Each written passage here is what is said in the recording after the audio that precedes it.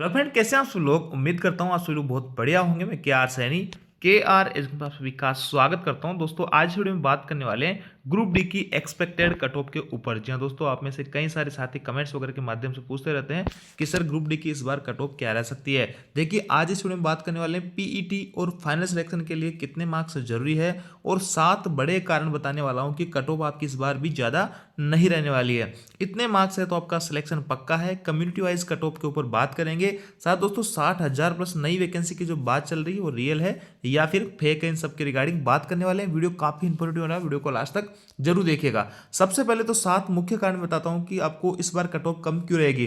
देखिए दोस्तों, पीईटी जो होता है यहाँ पे फिजिकल एफिशिएंसी टेस्ट, उसके अंदर 3 गुना कैंडिडेट्स को पास किया जाता है।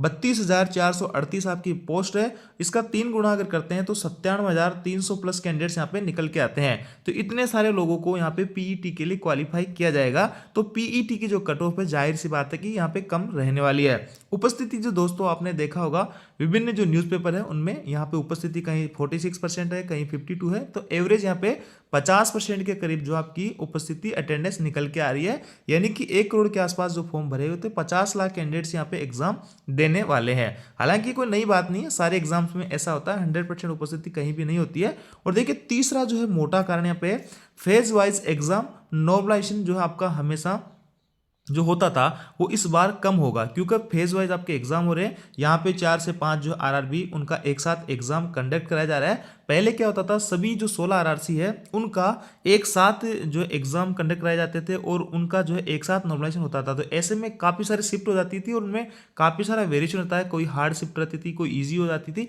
तो ऐसे में अब जो आपकी कम आरआरबी के जो एग्जाम एक साथ करवाया जा रहा है विभिन्न फेज में, तो उनका नॉर्मलाइजेशन भी उसी के अकॉर्डिंग होने वाला है। तो नॉर्मलाइजेशन आपको इस बार कम देखने को मिलेगा।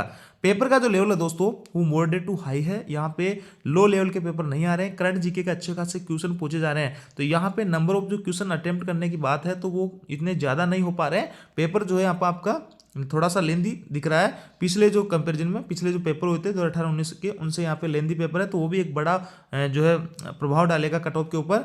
और देखिए 3 से 4 क्वेश्चन आपके हमेशा इग्नोर भी हो जाते हैं हर पेपर के अंदर, तो ये भी जो है कट ऑफ को आपको डाउन रहते हैं। माइनस मार्किंग अभी आपने देखा होगा, कोई कैंडिडेट कह रहा है मैं 90 प्लस अटेम्प्ट करके आया हूँ, कोई कह रहा है मैं 85 प्लस अटेम्प्ट करके आऊँ। लेकिन सच्चाई है दोस्तों, जब 90 प्लस अटेम्प्ट करके आते हो तो घर पहुंचते हो तो आपको लगता है यहाँ 4-5 क्वेश्चन मेरे गलत हो, 85 प्लस पे आ जाते हो।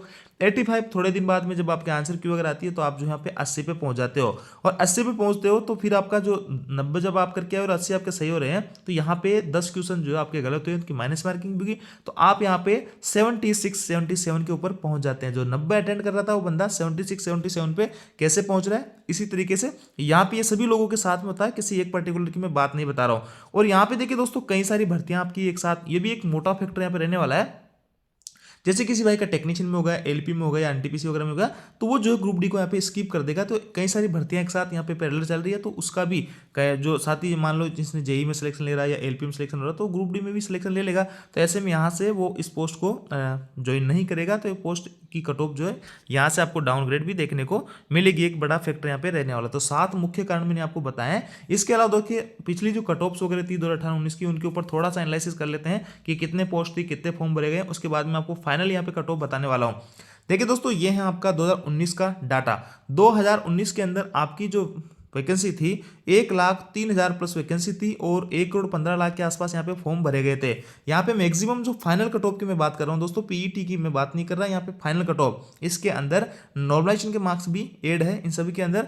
और फाइनल जो कट ऑफ थी यूआर की सबसे ज्यादा कोलकाता से गई थी 75.7 और सबसे कम जो है सिकंदराबाद से। इसके अंदर आपके नॉर्मलाइजेशन मार्क्स भी है। पीईटी से यहाँ पे फाइनल क्वालिफाइंग ये जो आप कट ऑफ देख पा रहे होंगे ये फाइनल मार्क्स है, इतने नंबर पे यहाँ पे सिलेक्शन हो गया था फाइनल।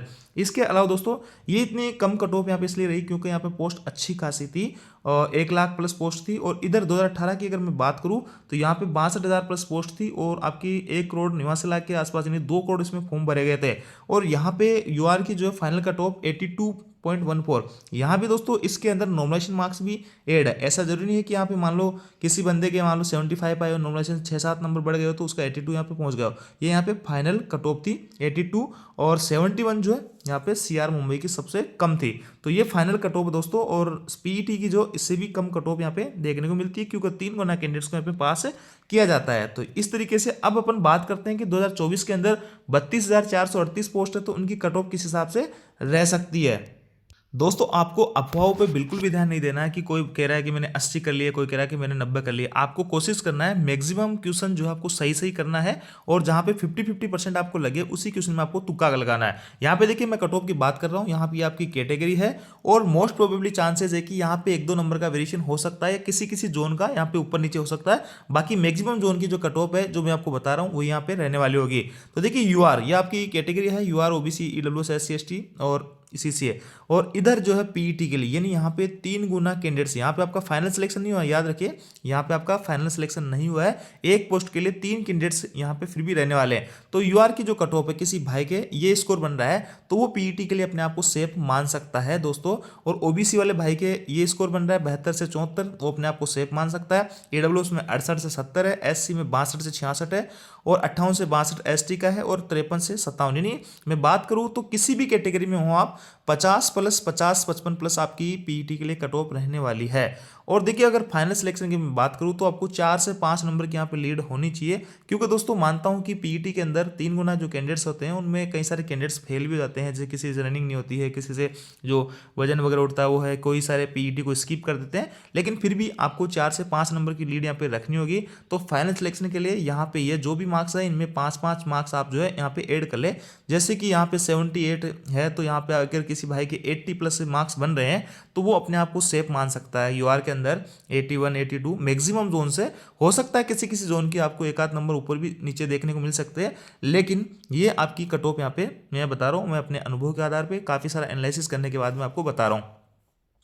OBC वाले भाई लोग जितने मार्क्स आपके यहाँ पे बन रहे हैं उससे 4 से 5 जो आपको प्लस कर लेना है, और यहाँ पे EWS के अंदर जो आपकी PET की जो कट ऑफ रहेगी उससे आपके कम से कम 5 नंबर की लीड होनी चाहिए, तब आप अपने आप को पूरी तरीके से फाइनल सिलेक्शन के लिए सेफ मान सकते हो। और देखिए दोस्तों यहाँ पे नॉर्मलाइजेशन जो है इस बार कम ही रहने वाला है, क्योंकि फेज वाइज आपका एग्जाम हुआ, तो नॉर्मलाइजेशन के अंदर ज़्यादा मार्क्स आपके नहीं बढ़ने वाले हैं। और ST और CC वाले जो कैंडिडेट्स हैं मैक्सिमम कैंडिडेट्स के जो है अभी 50 से 55 क्वेश्चन के करीब, 50 से 55 60 के करीब अटेंड कर रहे हैं, तो इनकी जो कट ऑफ है बहुत ज़्यादा आपकी नहीं रहने वाली है। 60-65 के आसपास इनका जो है फाइनल सिलेक्शन यहाँ पे हो जाएगा। तो CC वाले कैंडिडेट्स को डरने की आवश्यकता नहीं है, और इस तरीके से आपका जो है कट ऑफ का चार्ट प्रिपेयर होता है। दोस्तों ये जो मैं आपको कट ऑफ बताने जा रहा हूँ, ये आपकी जो कट ऑफ है वो रो स्कोर के आधार पे है। यहाँ पे हो सकता है नॉर्मलाइजेशन के अंदर सभी के 4-4 5-5 नंबर बढ़ जाए, तो उस हिसाब से कट ऑफ भी आपकी बढ़ सकती है।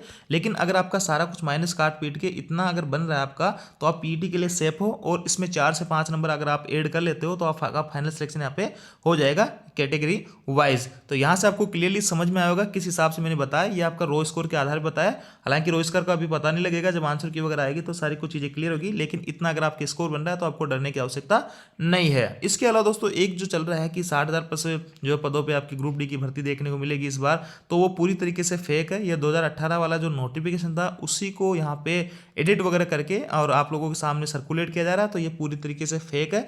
इसका कोई जो ऑफिशियल वेबसाइट पे इसका कोई भी डाटा यहाँ पे नजर नहीं आ रहा है, तो अभी आप इसको फेक मान के चलिए। जब कोई ऑफिशियल अपडेट आती है नई भर्ती के रिगार्डिंग, जो कि इसी महीने दिसंबर में आपको नई भर्ती के रिगार्डिंग कोई ना कोई अपडेट जरूर देखने को मिलेगी, तो जैसे ही कोई अपडेट आती है तो आप सभी लोगों के साथ में साझा करूंगा। और जो कट ऑफ मैंने आप बताइए इससे आप कितना सहमत है, कितने रो स्कोर पे आपका सिलेक्शन हो जाएगा, अगर आपको क्या लगता है कि कितनी कट ऑफ आपकी जा सकती है उसके रिगार्डिंग आप कमेंट करके बता सकते हैं। तो ये थी दोस्तों अपडेट। आप जानकारी आपको अच्छी लगेगी, वीडियो को लाइक दोस्तों के साथ शेयर जरूर करें। Thank you.